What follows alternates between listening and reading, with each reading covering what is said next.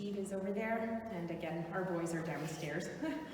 It's been a blessing to have Amy's little boys, and my older boys can take care of them, so it's very helpful.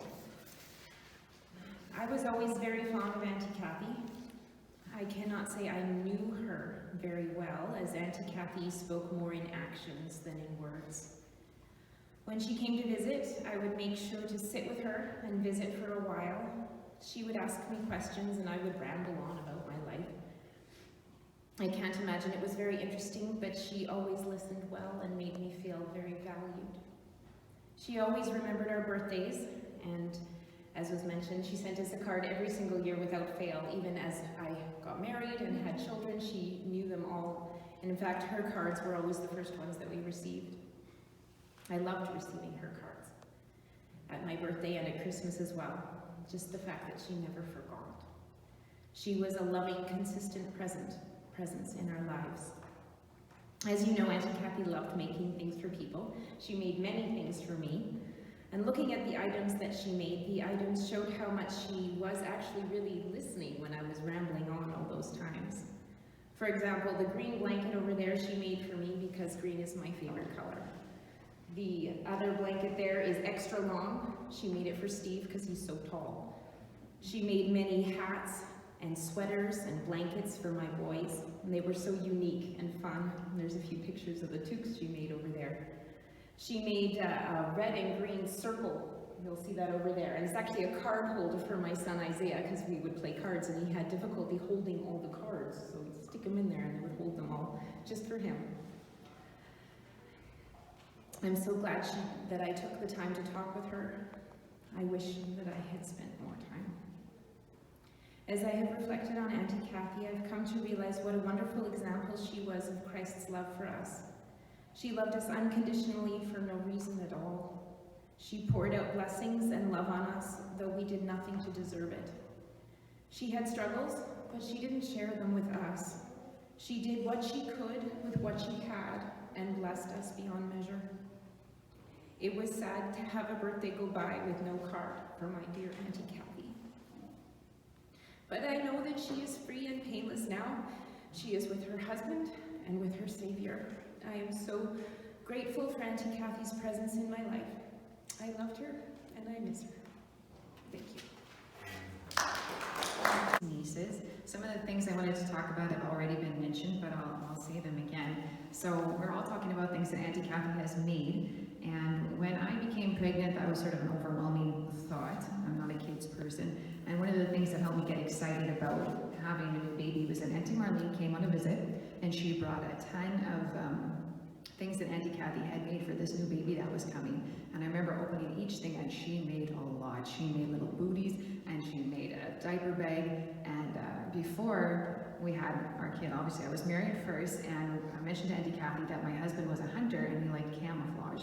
And so everything was camouflage. So if you look over there, that blanket is camouflage. There's another one. A lot of the baby clothes were all camouflage. And I kept thinking, I hope I have a boy. And I did. I had two, so it was perfect. And so I don't know if anybody can guess what this is, but again, camouflage. And it's a sleep sack. So between diaper bags and sleep sacks and tubes and everything, she got everything. So as I opened each thing up, I thought, oh my goodness, this is so cute, and I started to get excited about having this baby. That's one special memory for me. Something else that's been mentioned were cards. Auntie Kathy never missed a birthday. She also sent me anniversary cards and Christmas cards, and when she was sick around January, December, my youngest turned 1 in December, and in January I still got a card for his birthday, and she was sick at this time. And I thought, how is she sending me a card right now? And she's sick. And to me, it was a lesson of two things. One, that you can use what you have in something simple and consistent and do it faithfully over a long period of time, and it has a big impact. And it's something simple, it's a card. But doing it every year consistently was a blessing. And again, like people have mentioned, this year not receiving that, I sure noticed it. And the second thing that really hit me from that was that Auntie Kathy didn't get a lot back in return. She did this faithfully year after year, and I thought, how many times did I send her a birthday card? It really hit me, you know, and you could think to yourself, should I really keep doing this? Am I seeing anything from it? But she faithfully gave regardless of what she got back. And it did make an impact. So sometimes you don't even know how it's impacting people. And that was a very inspiring lesson from her life. Something else that sticks out for me was that when I was newly married and I was pregnant, my husband started working 2 weeks away and 2 weeks home. He was working up north as a paramedic. And so I was pregnant by myself quite a lot. And in that season, Auntie Kathy wrote me an email almost every day. She would forward me things that were funny, that she had seen, that she had watched on a website or something. So I was going through a lot of these emails thinking about today, and a lot of them were just funny things to make me laugh. And so one of them I wanted to read, and this was from Auntie Kathy, and this is such a good sample of things that she would send me. She would send me things from the Carol Burnett Show. She would send me things from, it would be, videos of people dancing, the Charleston, or whatnot. Or one of my favorites was The Christmas Story, told by kids in their version, things that would just crack me up that I saved. So one of the things that really made me laugh, it was called Bloopers, Church Ladies. Those wonderful church bulletins. Thank God for church ladies with computers. These sentences, with all the bloopers, actually appeared in church bulletins or were announced in church services. So these are all real. So I'll just read 4 or 5 of them. It said, a bean salad will be held on Tuesday evening in the church. Music will follow. At the evening service tonight, the sermon topic will be, what is hell? Come early and listen to our choir practice. Weight Watchers will meet at 7 p.m. at First Presbyterian Church. Please use the large double doors at the side entrance. Miss Charlene Mason sang, I will not pass this way again, giving obvious pleasure to the congregation.